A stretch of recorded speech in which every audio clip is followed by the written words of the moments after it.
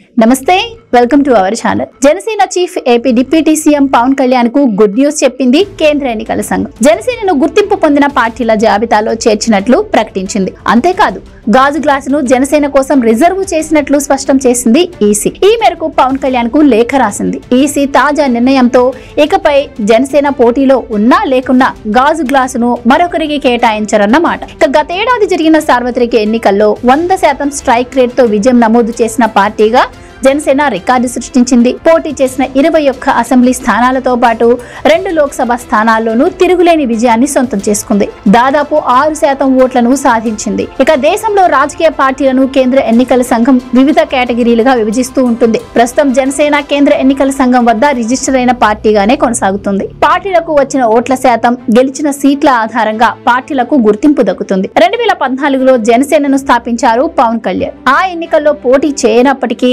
TDP, BJP కూటమికి మద్దతు ఇచ్చారు. తర్వాత 2019లో కమ్యూనిస్టు, బీఎస్పీ పార్టీలతో కలిసి పోటీ చేసిన జనసేన ఒక్క స్థానంలో మాత్రమే విజయం సాధించింది. ఈసీ నిర్ణయంపై జనసేన స్పందించింది. ఇది పవన్ పోరాటానికి దక్కిన ఫలితమని పేర్కొంది. జనసేనను గుర్తింపు పొందిన జాబితాలో ఈసీ ప్రకటించడంతో జగన్ కు బిగ్ షాక్ తగిలినట్లయింది. ఇప్పటి వరకు ఏపీలో టీడీపీ, వైసీపీ మధ్య పోరు నడిచింది. జనసేనను గుర్తిస్తున్నట్లు ఈసీ ప్రకటించడంతో ఏపీలో జనసేనను మరింత బలోపేతం చేసే అవకాశం పవన్ కళ్యాణ్ కు లభించినట్లయింది. భవిష్యత్తులో వైసీపీ స్థానాన్ని జనసేన భర్తీ చేసే అవకాశాలు పుష్కలంగా ఉన్నాయి. ఇప్పటికే వైసీపీ అసంతృప్త నేతలు జనసేన వైపు చూస్తున్నారు. ఈసీ నిర్ణయంతో వైసీపీ నుంచి జనసేనలోకి మరిన్ని చేరికలుండే అవకాశం ఉంది. Please subscribe to Leo news for more videos.